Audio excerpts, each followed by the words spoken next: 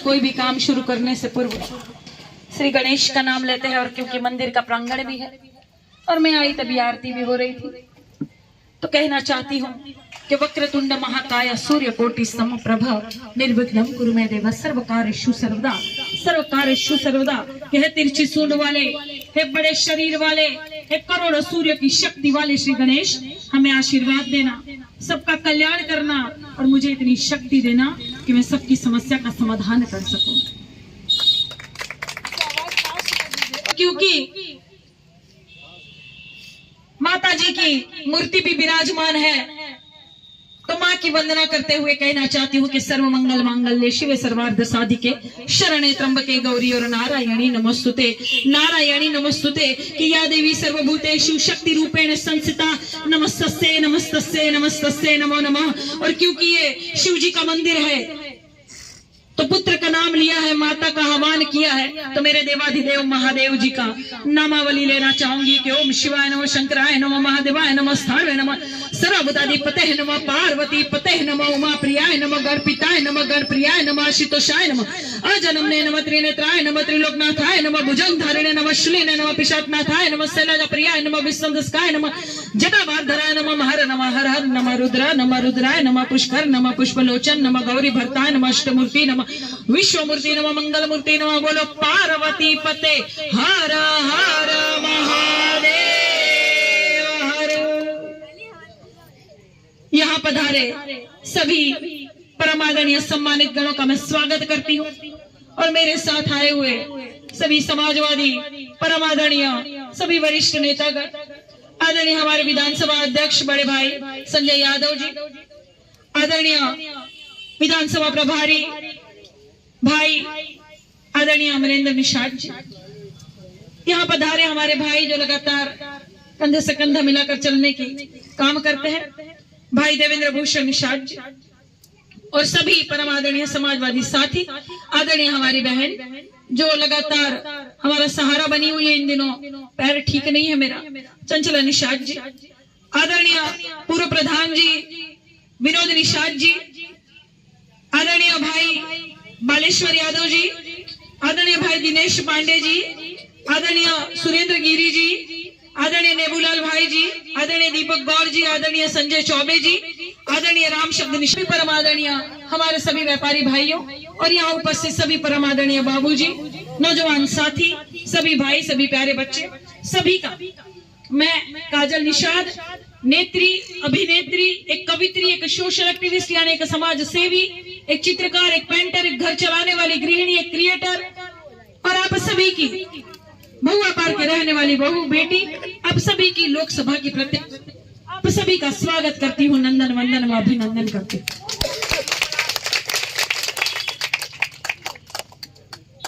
लोकसभा का चुनाव जैसे कि आप सभी को ज्ञात है कि बहुत बड़ा चुनाव होता है, 5 विधानसभा पड़ता है, पिपराइच पड़ेगा, एम्पियरगंज पड़ेगा, गोरखपुर ग्रामीण और गोरखपुर शहर पड़ेगा, जहां जहां नात बात रिश्तेदार आप सभी के हो, वहां बताने की कृपा करिएगा कि 1 जून को वोट पड़ेगा, 1 जून को साइकिल वाला बटन दबाना है और काजल निषाद को जिताना है।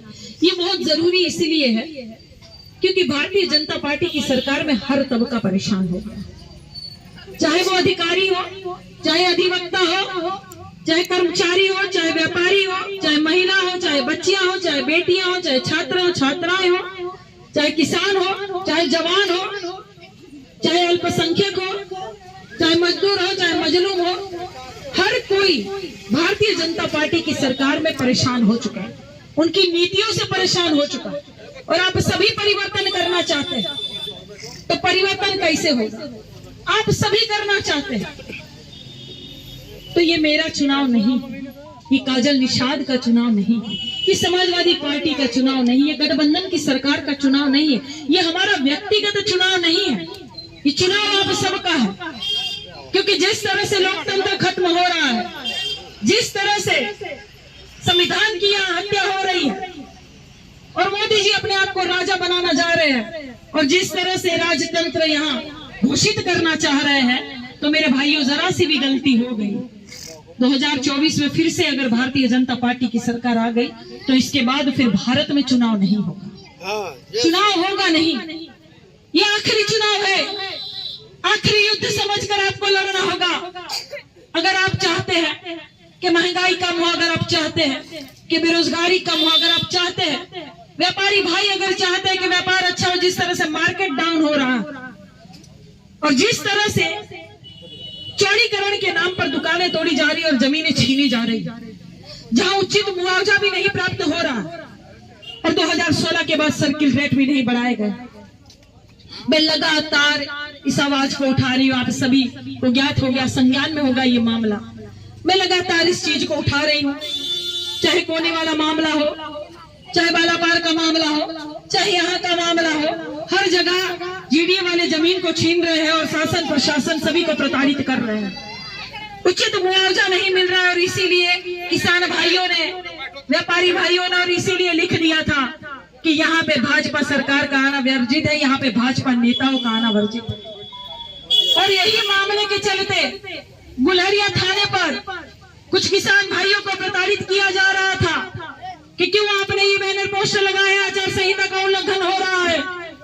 और गुलहरिया थाने पर उन भाइयों को प्रताड़ित किया जा रहा था और एसओ थे शशि भूषण राय जी, लगातार ग्राम जनवासियों को प्रताड़ित कर रहे थे, गांव गांव जाकर उनको धमका रहे थे, हड़का रहे थे। उन भाइयों ने मुझे बुलाया कि बहन काजल निषाद आइए और देखिए हमें किस तरह से प्रताड़ित कर रहे हैं। हमने कहा ठीक है भाई। उस दिन भी मेरा पिपराइच का दौरा था और इसी तरह से आप जैसे सभी परमादरणीय सम्मानित गण मेरा इंतजार कर रहे थे। मैं वो सब छोड़कर, जनसभा छोड़कर, प्रचार छोड़कर मैं सीधा गुलहरिया थाने पर गई थी और सभी को हमने बुलाया था। हमारे भाई सभी अध्यक्ष जी, भाई अमरिंदर निषाद जी, भाई देवेंद्र भूषण भैया और सभी समाजवादी साथी को लेकर, सभी मीडिया को लेकर मैं गई थी और मैंने वहां पे आप सभी को वीडियो भी आप सबके संज्ञान में होगा कि वीडियो में मैंने कहा है एसओ को कि क्यों आपने बुलाया, तो उन्होंने कहा हमने नहीं बुलाया, तहसीलदार ने बुलाया। फिर मैंने कहा कि ठीक है, जहां से फोन आया भाई आप बताइए कहां से फोन आया, तो कह रहे दीदी यहां से फोन आया। मैंने कहा तुरंत लगाइए। फोन लगाकर मैंने बात की, कहां से बोल रहे हो भाई, तो कह रहे प्रमोद कांस्टेबल यही गुलहरिया थाने से बोल रहे हैं। तो मैंने एसओ साहब को कहा क्यों झूठ बोल रहे हैं, कह रहे नहीं वो आचार संहिता का उल्लंघन कर रहे हैं। और जबकि मैं खुद देख रही हूँ कि जैसे भाई ने बताया वो सही बात है, भारतीय जनता पार्टी के पोस्टर नहीं उतरते हैं। भारतीय जनता पार्टी वाले जो यहाँ सांसद जी उनके महादेव के पोस्टर लगाए जगह जगह पर शहर में, भारतीय जनता पार्टी वाले के मोदी जी के पोस्टर लगे हुए हैं और सिर्फ आचार संहिता का उल्लंघन ग्राम जनवासियों के लिए, किसानों के लिए, जवानों के लिए या विपक्ष के लिए बचा। कल से मैंने भी डीएम ऑफिस में कह दिया है कि कल से मैं भी अपनी गाड़ी में बड़ा सा झंडा लगाऊंगी और बड़ा सा पोस्टर लगाऊंगी, दमे तो उखाड़ के दिखाइएगा। जब तक भारतीय जनता पार्टी के सारे पोस्टरों पर वो पुताई नहीं हो जाएगा या वो जो पोस्टर ढके नहीं जाएंगे या जो उतारे नहीं जाएंगे, तब तक हमारी गाड़ी से भी झंडा नहीं उतरेगा। और गुलहरिया थाने से उन भाइयों को छुड़ाकर मैं ले आई। उसके बाद एसओ साहब ने बहुत सारे लोगों को बुलाकर कहा कि ठीक है, काजल निषाद जी ऐसे ऐसे बोल रही थी, ठीक है अब जिनको जो लगाना हो लगाइए भाई, हमें कोई एतराज नहीं है। एसओ भी थरथरा के कांप गया। आपकी बहन, आपकी बेटी एक गांव की प्रधान भी नहीं, अभी तो मैं कुछ भी नहीं, उसके बावजूद इतने दमदारी से लड़ाई लड़ती हूँ। तो आप लोग सोच लीजिए कि जब आप लोग सांसद बना देंगे तो कितना दमदारी से लड़ूंगी आप लोगों के लिए, कितना दमदारी से आप लोगों के लिए आवाज उठाऊंगी। जब हर जगह आवाज उठा रही हूँ, खोराबार में 600 घर टूट रहे थे और वहां बाबा जी का बुलडोजर पहुंच गया था और बाबा जी जब सांसद जी थे तब उन्होंने कहा था कि एक भी घर नहीं टूटेगा। वीडियो मेरे संज्ञान में था, वो वीडियो मेरे पास था। लेकिन आदरणीय मुख्यमंत्री जी की सीट पर जब विराजमान हुए हैं तब तुरंत ही उन्होंने बुलडोजर भेजने का काम किया। खोराबार की घटना है, ये विधानसभा ग्रामीण का मामला है। सब बहनों ने और भाइयों ने, सभी ग्राम जनवासियों ने मुझे बुलाया था और वह भी न्यूज़पेपरों में आया था, टीवी चैनलों पर भी आया था कि मैं वहां जाकर मैंने बुलडोजर रोका, अधिकारियों से बात की, उनका दल बल जितना सेना था उनको वापस भेजने का काम किया कि एक भी बुलडोजर नहीं चलेगा, एक भी गांव का एक भी घर नहीं टूटेगा।